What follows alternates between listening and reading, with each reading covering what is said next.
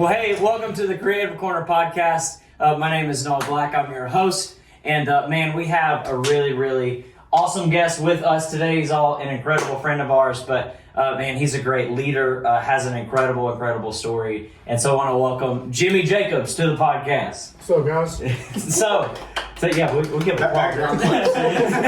Do they do, in disc golf, do they do just golf claps? Do they just send it? Like, it depends. It depends on the shot. Fair enough. I would prefer just send it. Yeah. But yeah, man, so, man, really wanted to have you on the podcast just because, like, as your friend, like, getting to know you over the past couple of years, however many years it's been now. 2, 3, something like that. Yeah. There's so many things that are different with our stories, but I think have been incredible in the way that I interact with people just from learning from your experience and stuff too. And so, man, just to give a little bit of insight about yourself, I'll hit a couple things, man. You're a professional disc golfer, right? But man, you do a lot of that stuff. You're one of the leaders at our church at Propel, and man, just have an incredible story. So tell people a little bit about yourself, just kind of like your background, and then all that good stuff. So. Sure.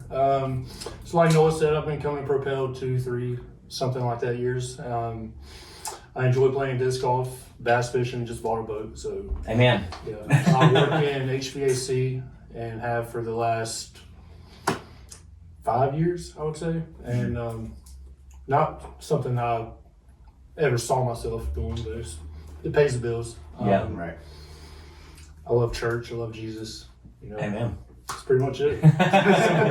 Good stuff. Yeah, and a big thing is I wanted to have you on because you have such a powerful story, and we'll get into it in just a little bit, but through addiction and through a lot of that, and definitely want to hit on that. But man, just to talk a little bit about, I know you guys do group together. Aaron and Jimmy they trash talk each other all the time. He can't putt at all. Still, I'll put you. We'll see about that. Amen. But yeah, with disc golf, like what we'll talk about too, with church stuff, the importance of community and some of that stuff. But both of you guys connected with like doing disc golf. Was it through small group at church, or was 100%. Yeah, that's cool. So what was that interaction like for you initially getting into that to where it is now? It's like something. It's one of the biggest groups in our church. Yeah. So I'm sure most of you listening know Hayden Carroll goes to our church. He, from what I understand, he started the disc golf group, and he was one of the first friends that I made when I started coming to Propel. And of course, since he led the group, he hounded me for a couple semesters about joining. Just to get him to shut up, I finally agreed. Yeah. And the first time I went, I fell in love with it, and I haven't stopped since. Yeah. I eventually ended up leading it for a couple semesters myself, and then now Davey leads it, doing an awesome job. And then I think me and Hersan, the ones that talked to Aaron into joining. Yeah, it was definitely. It was really cool seeing Aaron progress, because he really picked it up and hasn't put it down yet. Yeah. Yeah, no, like Jimmy said, yeah, him and Hersan got me into it, and at first I was just like, okay, whatever, they got me out to play, and I was like, all right, it's just to shut up. Yeah, Jimmy and them to shut up. But then I think the thing that like really sparked like my passion for it was we went to the beach with Hersan. It was us three and Hersan. He was like watching disc golf videos of people like these professionals online, and I was just like amazed by like how good those guys were, and I was like, okay, yeah. So that's when I started like putting a lot of time into it too. Yeah. And I was like, okay, well, this is really fun. Yeah. So, trying to get Tyler out there, but he won't do it. He will one day. You think that? We have a deal. We did have the deal. Paul, what's this deal? So we had made a deal that the day that he joins Freedom or signs up for Freedom, I'll sign up for disc golf. Boom. So I'm gonna revise that deal. I'm just gonna show up at Freedom one night. And he has to come to disc golf. He has to show up. Yeah. That's so funny. Yeah. All this stuff, man, too, for the listeners or viewers out there that may not know, all of this that we're talking about, you're hearing a bunch of really incredible people in our lives that have connected us with what we call small groups at our church. And it's just, some of them are just really small, tight-knit groups of guys, of whoever.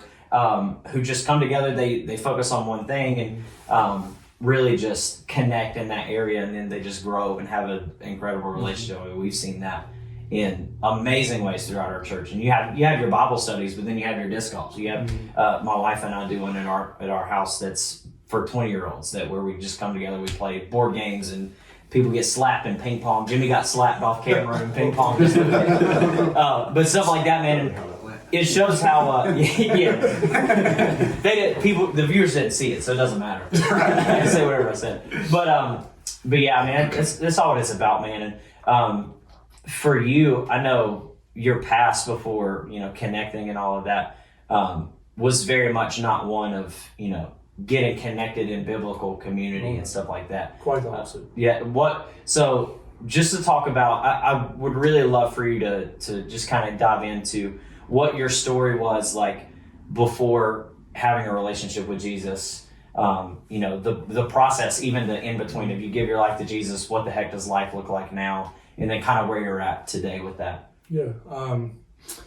Not really sure where to start with that, but I can go as far back when I was 5 years old. Well, before that, my mom and dad split up when I was really young. I think I was 2 years old. And mom had custody of us. My dad, he was a lifelong drug addict.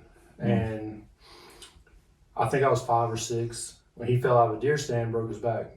Oh, wow. And so he was already struggling with drugs before then, but then he got prescribed some pretty strong stuff. And it elevated it. Yeah, and he was on that for the rest of his life. And he died when he was 43. I was 19 or 20. So pretty much my whole life.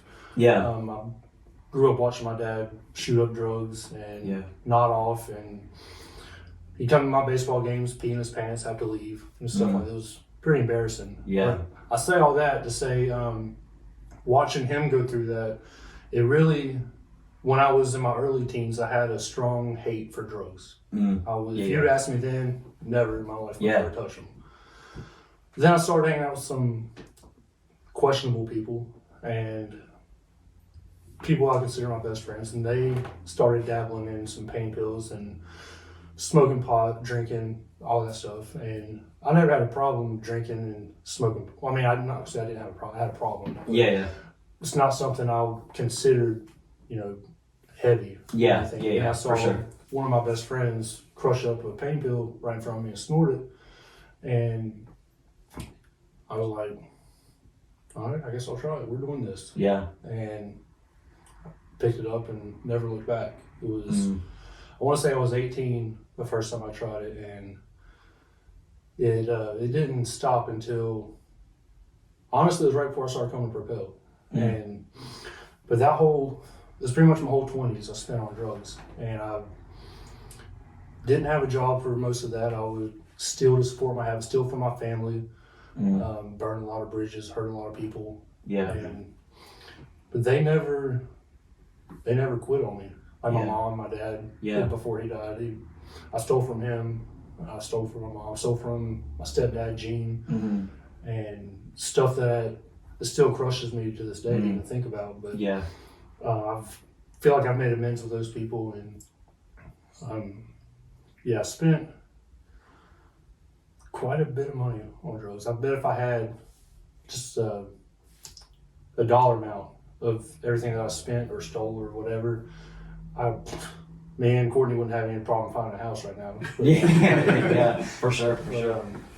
I spent a long time doing pain pills, and then I tried Suboxone. It's like, I don't know if anybody knows what that is. It's kind of like methadone, but just a different type. It's designed to get you off of the street and in a doctor's care, and they help wean you off. But the problem with that, most doctors are making a lot of money off of that and have absolutely no interest in helping you get off, because you get off of that, they're not making more money. Right.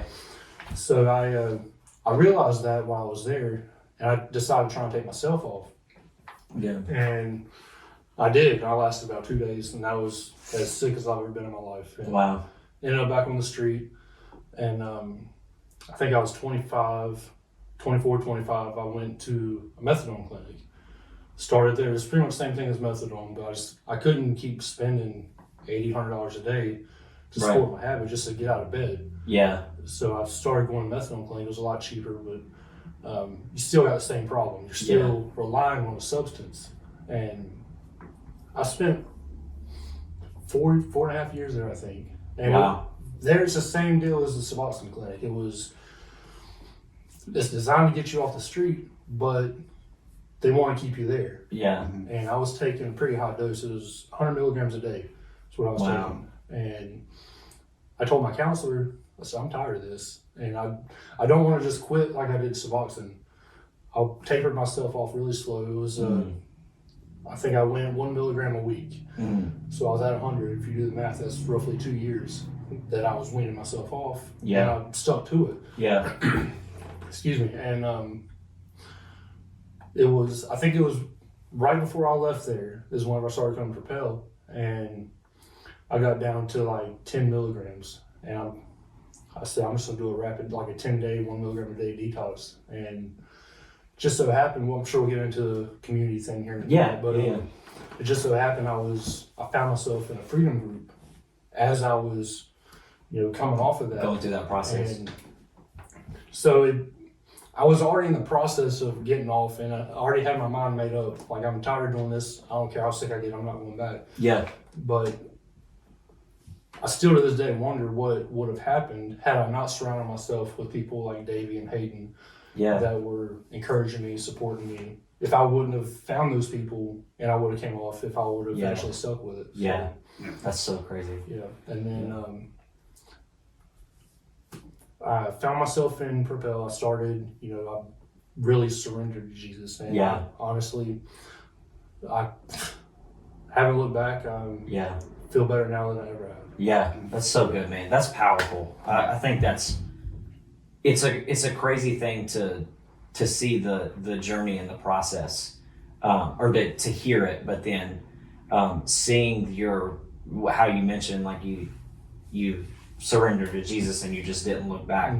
Like you're consistent as your friends being able to see you just beeline, like it's in a 180 the opposite direction, like you're full force and whatever it is, it's like, God, if you have this in store for me, like I'm pursuing it. Like you reveal that so incredibly well, and I think it's such a powerful story. And there's a ton of people that I'm sure if they come on and listen in that may be stuck, whether it be drugs or whether it be, I mean, who knows, things that just trap you. People get stuck in pornography. People get stuck in, I mean, even eating addiction. I mean, stuff like that. Alcohol. That just they feel like there's no way out, in that there's not. And just from your experience, like I'm sure you felt that at some point. Like I'm never like it's pretty much the whole time. Yeah. And so kind of seeing that, what would kind of, if you could go back and tell that younger version of yourself, like give them some sort of advice, what would that be for that person that kind of feels stuck? There is always a way out. It may not, because I was there. I got to the point where I pretty much just accepted it. Like, this is it. This is how I'm gonna live. This is how I'm gonna die. This is my life now. And because I tried to quit probably 20 different times, and every time I found myself laying in bed shivering, sweating, and just knowing there's only one way that's going to feel better. Yeah. And that may be true, but if you push through those first couple weeks, man, it's so free on the other side. Yeah. I can't even, so good. I can't even just, like, the feeling that you get whenever you stick a needle in your arm or crush up a pill or whatever, the feeling that you get knowing that you don't have to do that anymore trumps that 1,000 times. Yeah. Yeah, that's so good, man. That's so good. So, to answer your question, find a church. Even if you're not a church one person, if you find yourself struggling with addiction, just find a group of people, whether it be in a group or whatever, to just support the crap out of you. Yeah. Have people that you can call whenever you need them. Yeah. And people that's not going to judge you when you fall. Yeah. Yeah. That's huge. That's so huge. Yeah, and there's, if you're a person that's listening too, that's, if you're not that regular, you're not a church person, you may have had a history with it, or you may not have ever gone. either. A big thing that I wanted to talk to Jimmy about was this word community that you find within church. And hear me out, like there is experiences with churches where it is a very negative experience. You know, there's places where it's just like, man, they're either judgmental or they're greedy or whatever. And so 100% do I validate that that's a reality. For sure. 100%, but also not discounting the fact that there are very much places where it's not only that there's incredible people, but God's presence resides there, and you're able to find freedom from addiction. You're able to find freedom, and it's the way that God uses His people through that. And so I want to encourage you, this is not, I didn't plan this, but if you're struggling to find that, connect with us, our church, not so that way you come to our church necessarily. If you do, great, that would be awesome, but to where we can help you connect with a church. Sure. There's tons of places that we have networks with all over the United States of where we can help you plug in. But yeah, I mean, it's so huge. And there's things that I've experienced in life. I've not ever been through a drug addiction, but there's been moments in my life where I've had this feeling of hopelessness or feeling stuck. And it was 100% because of God's people that He placed in my life that I was able to be pulled out of those moments. And so just to hit on that and just to transition, we've talked about disc golf at the beginning of this. We talked about freedom, and all these, they're all different groups within our church that we do. But just the importance of community within your life during that process, but then also just currently in life throughout the past couple of years that you've been connected, what would you say has been some of the most impactful things or some of the key things from connecting to biblical community and it just in your journey? Accountability. It's not just from the drug addiction, but once I moved on from that, there's other parts of my life that I need to be held accountable on, like making sure I'm spending time with Jesus, stuff like that, and just find someone. For me, it still is Will Cochran. What I would consider a spiritual father. Yeah. Someone He's awesome, man. Yeah. And Will, if you're watching, I love you, dude. Shout out to Will. But I'm just someone who can call you out on your crap. Someone who, if he sees you doing something you're not supposed to be doing, or someone who hears well from the Holy Spirit. Like just call you out and make sure that you're walking the right path. And like I mentioned earlier, someone who's not going to judge you whenever you do something wrong or whenever you fall or whatever. Yeah, that's so good. Yeah, from the back section right here. What just from y'all's experience too? We've talked about it before. Of you can go back and listen to previous podcasts too. Of kind of like our stories with that of having different backgrounds, but then coming and being a part of community. What's that impact been like on you guys? Everyone wants to go right. It took a drink. I'll take a sip. It's my indicator. I was planning that out. It's my thinking. I think for me, like, just having people to talk to for me has been the biggest thing. 100%. Because I'm open about, like, I've struggled a lot with depression and anxiety, a whole lot. And obviously you two very much know that.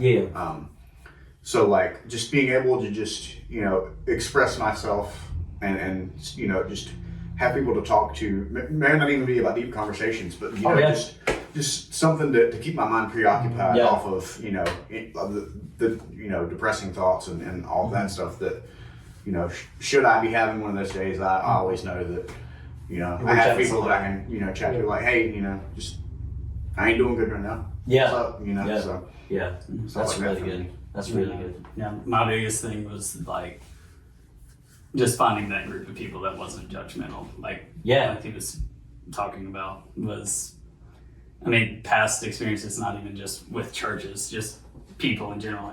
Like, everybody's been to high school, but like just in general, like so many people are so judgmental that like I just didn't want anything to do with people. Period. Like let alone church stuff. But coming to Propel and actually being around people that's like hey, we know that you may have screwed up, but like that's okay. We'll help you through it. We'll talk to you about it. We all screwed up too. Yeah, exactly. Yeah. There's so many other places that I've been to that it's like, hey, you screwed up, not hey, so have I. Yeah.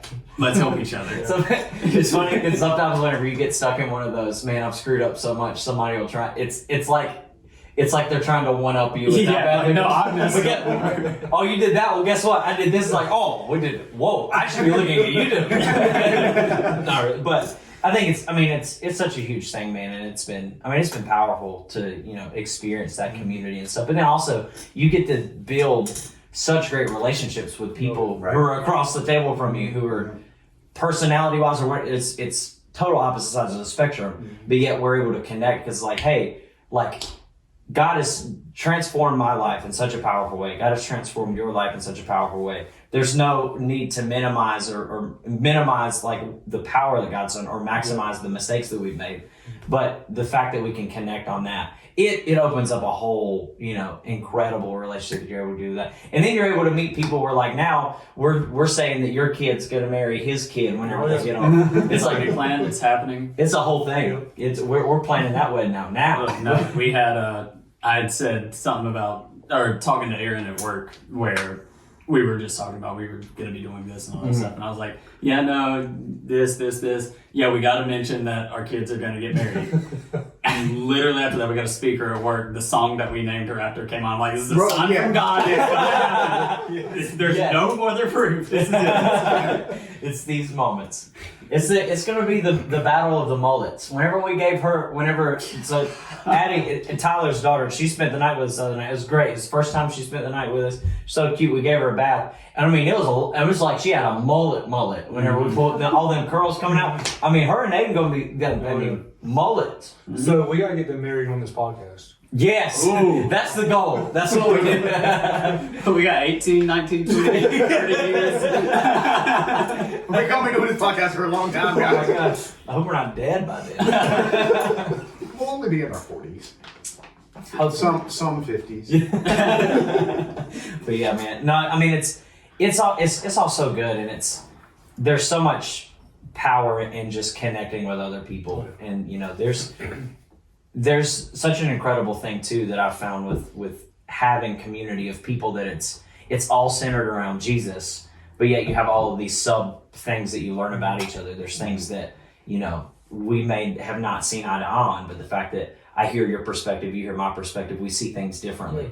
And so you come around and you're around people of different, political beliefs, of different races, of different, completely different financial statuses, but yet you're able to connect and you're not thinking about anything apart from, man, I think you're incredible and that you're gifted in these ways. And so it's so powerful, man. And I don't know what big impact moments like that you've noticed too in that, but I think it's so powerful to experience that community for sure. Yeah. It just hit me just now. I just started thinking of what my life was like before I met you and before I started coming to church. It's a world of difference right now. Just blowing my mind, just sitting here thinking about the differences, like the music I listen to. I only listen to worship music now, and I used to have a potty mouth, and every now and then when I'm at work I get mad, I may slip one out. Yeah. Immediately I feel convicted. Yeah. And, have to repent from that. Oh yeah. The way, mainly the way I interact with other people now is the biggest difference, I would say. I used to just have I don't care if I make you mad, that's your problem, not mine. Yeah. But now it's, I put other people before me. And it's really weird. Feel that. Yeah. Like I don't get mad in traffic anymore like I used to. So just the community of people that I've been with really, I feel like has made a huge difference in my life. Yeah. Having a Propel sticker on my truck makes a difference. Accountability. 100%. Yeah. And with that too, I mean, you serve. I mean, one of the things that I love that if you are you serve within a church, you're a leader, you're on staff, whatever your spectrum is of serving in a church. One of the things that I think you display well that it just have to, I want to honor you just on the, while we have the opportunity, is it's, you have a very whatever it takes mindset. And so you serve on our worship and production team. You serve as you play bass, you'll do sound, you'll do whatever, and you learn all the intricate things. You're willing to learn and jump in. Try to learn more. Yeah. I mean, there's always something new to learn, and you're one of the first people to jump in and just like, hey, whatever it is, you tell me what needs to be done.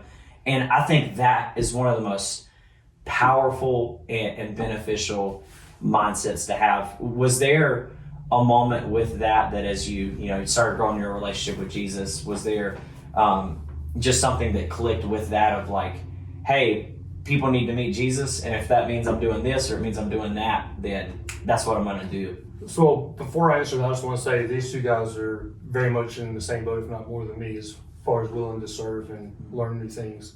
But honestly, it started off, I think the very first time I ever served, it was doing Pro Presenter, and it was just fun. You know? Yeah. I still don't see it as serving. I see it as, I enjoy doing it. It's fun to do. Right. 100%. Yeah. But just knowing that I have a small part in impacting lives, for eternity, it's very fulfilling. Yeah. Even if it is making sure the music's not too loud, Jimmy. Yeah. You can't have that auditorium too loud. You can't have it too loud. There's no too loud. There's too quiet. You can play the songs in the wrong order. But you have to tell the story now. We have seen the jar of earplugs. If people So I'll set it up, and then you got to finish it. Okay. So we use with our worship team, we use something called click and loops. It's where you have the band will have a click track, a metronome in their ear that kind of keeps everybody on the same page. And so, but it also gives opportunity of, if there's an incredible worship song that has like an entire 40-piece orchestra. We obviously can't have a 40-piece orchestra on our stage, but they're able to add like... You can, hypothetically. But if you can't have that there, but it adds that really cool element, you have all of these, really incredible structure to where you can have that elevated sound, elevated experience.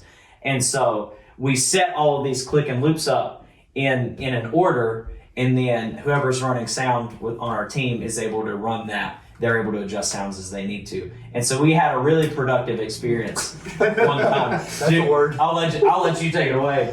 Okay, so we got through the first song after the 5-minute countdown. I can't remember what it was, but it went smooth. And then, so like Noah was saying, whenever that song's over, is telling the sound guy to double click the next song to get it started. Oh, I remember it now. Yeah, you didn't know what you were talking about. No, I did not. This was something. Like I said, first song went perfect. I went to double click the second song, accidentally double clicked the third song. And Noah was supposed to lead the second song, and Kira was supposed to lead the third song. Mm-hmm. So I double clicked the third song, and Kira didn't know. Honestly, I didn't know what was happening at first. Until, I didn't even notice till Hayden Fletcher, beside me, was on cameras. He looked at the screen and it said, I can't remember what the set list was, but he said, that's not what the song was supposed to be. And I looked at it, and I looked down at the iPad. I'm like, oh no! By this point, it's already in the verse. Yeah, like it's already in the verse of the song. We have to roll with it. It's a minute into the song, and I heard you come over in my earpiece. You go, I messed up. I'm so sorry. it was so embarrassing. Like my heart dropped in my stomach. But we were like, I was talking to my earpiece to Darren, and we were able to work through it. And luckily, the two songs were in the same key, so it wasn't gonna, mess a whole ton of stuff up. But the band rolled with it.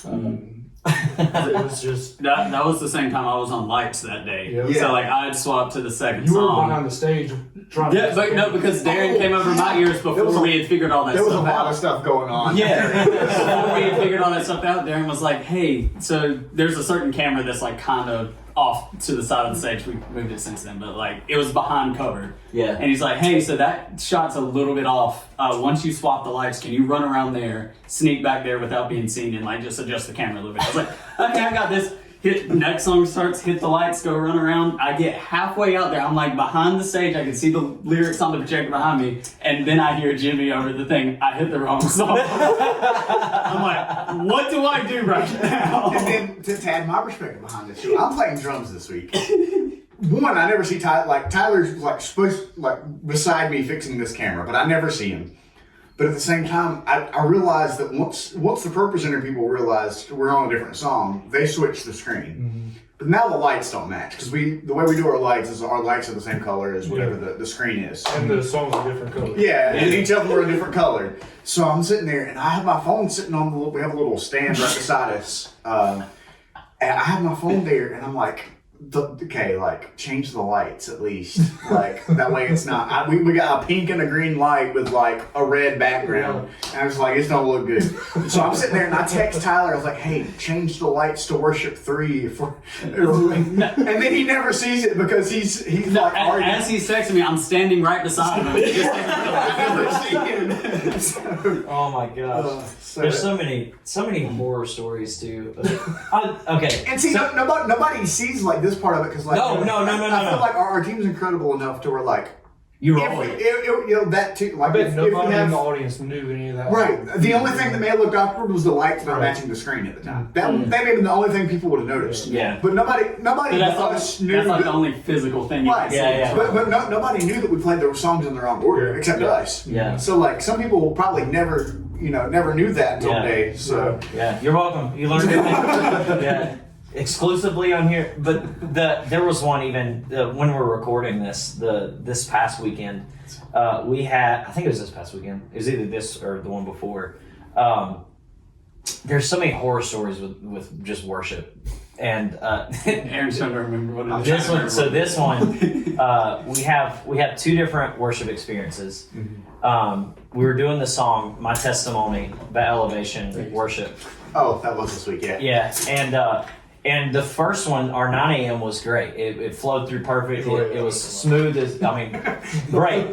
But the 10:30. So we had this thing that we recently implemented to our experiences where we have a 5-minute countdown saying, hey, the service is about to start in 5 minutes, and then the last minute of it, it's like this whole hype. You're clapping, everybody's getting excited. Bass drums going. Oh yeah, and so the drummer scheduled Sam. He was doing the whole thing, and we're running through it. It's going smooth, and then it does this to where once it hits 0, you're like crashing out. It's really high energy, and then it leads right into the next song or the first song.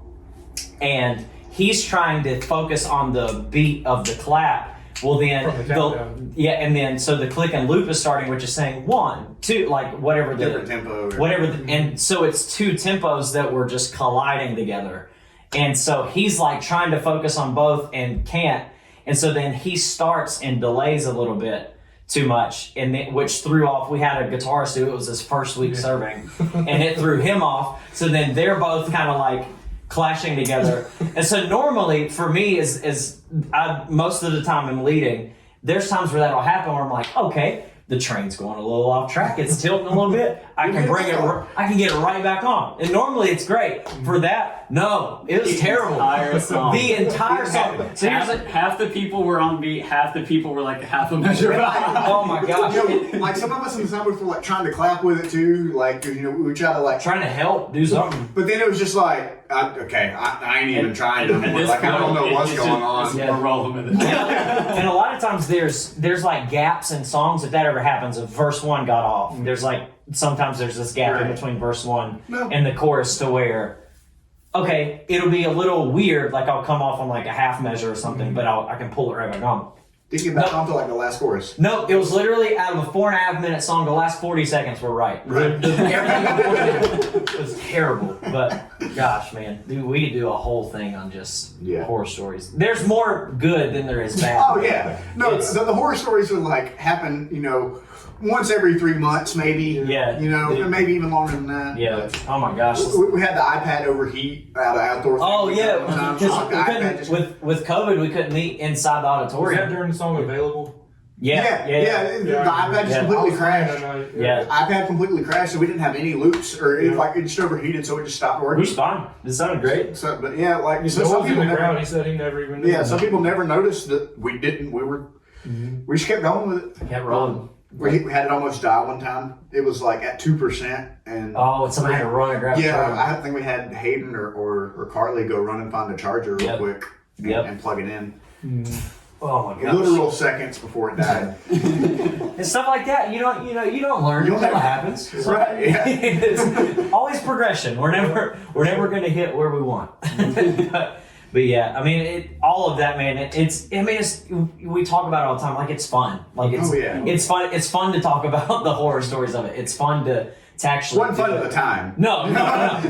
It's fun. It's fun and funny now, but no. At the time, we were like, "What is going on?" But to go back to the one. I mean, we brought up the story with like starting the loops, or doing the wrong song. With that, I think what an incredible example of community too, because it's not everybody's going to then go, Jimmy, you suck. You did this. Like it's nobody's nobody done that. You were harder on yourself. Yeah, you were harder on yourself than anybody else. Was like, dude, that's never happened before. Like you're good. Like And so it's one of those. It's an incredible thing about building relationship with the people that you do life with, and even on a team that you serve on, like the importance of building relationship to end those moments. It's not awkward to be like, hey, stuff happens, and so you kind of learn, you get to do life together, and so I think it's such a powerful thing, man. And so I think you're an incredible leader in that, and you show that really well to the people around you. And so for the person on that may be watching, that's they're serving, they're kind of where I want to shift the dialogue a little bit is to the person who is, COVID's been a weird time for people, especially for people who are, working 9-to-5 jobs and as well as serving, and they're just kind of like pulling hair because it's been a crazy year and a half to however long it's been now.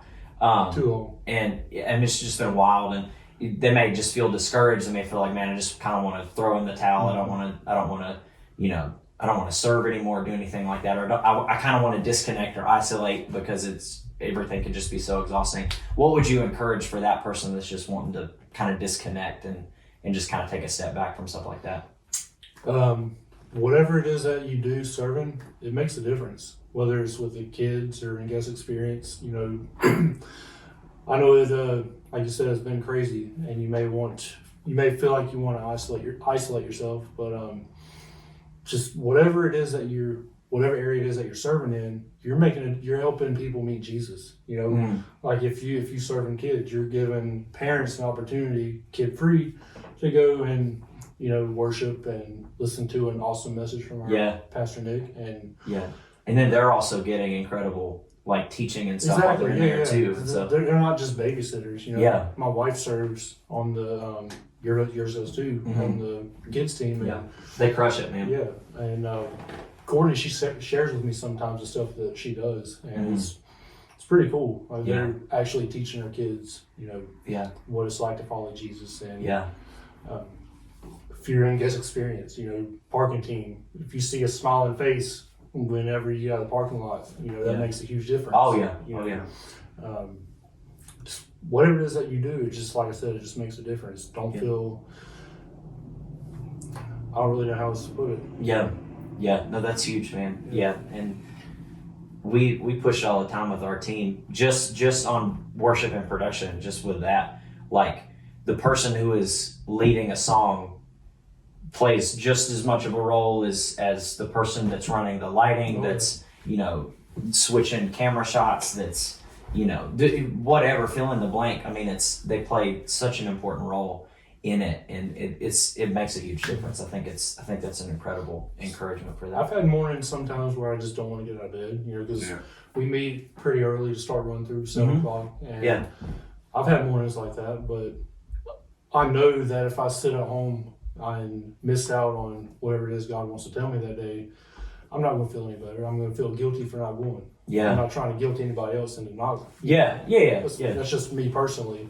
And I always know that I'm going to leave church feeling better than the way I came in. 100%.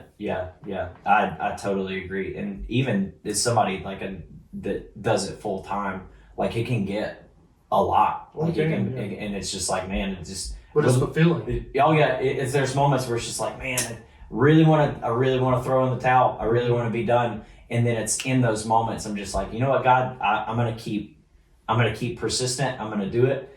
And it's in those moments where you're just like, you know what, whatever it is, I'm still gonna be persistent after God's presence in that. And it just seems like in those moments, it's, you know, somebody comes up as like, man, you made a huge impact on my life, and man, God spoke to me through this that you did. And it's moments like that God kind of like reaffirms, hey, what you're doing is making a huge difference. And so I think that's crucial, man. But yeah, Jimmy, I thank you like a ton for a couple of different things. One, for coming and hanging out and like chatting through a lot of that, and telling your story, because I think it's one that, you know, we've gotten to know you, but I think there's people who have been through similar, maybe very, very similar situations that you've been through that feel kind of stuck, and that you projecting that and telling that story gives that sense of hope in that. And so thank you for taking the time to share that. But then also, like, I'm grateful and want to say thank you as my friend that I get to learn from you, as well as being able to lead you on a team, how well that you display honor. I know that's something we push in our church heavy is honoring people, and you do it so well. And just in that you're so persistent in your encouragement with myself, but then with other people. And you do a great job you check in on people all the time. And I'm sure there's been, because of past experience of you've seen things handled negatively before, you've had bad experiences in life where you wish like, man, I just wish somebody would have reached out to me or been there for me. And that helps motivate you in encouraging other people.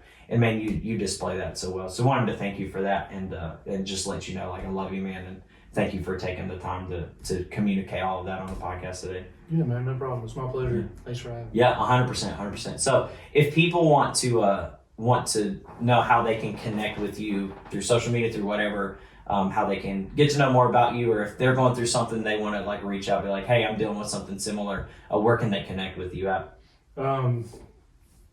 Facebook, Instagram. Yeah. All that good stuff. I'll put it in the description. Yeah. I'll put it there. Or you can send me a message on Facebook if it's if you're struggling with addiction or with anything. You can reach out to me directly if you're a female struggling and don't want to cross that, guardrail or whatever. I got plenty of people I can put you in contact with as well. Yeah, that's huge, man. That's huge. Yeah. But yeah, once again, thank you for coming on the podcast today, man.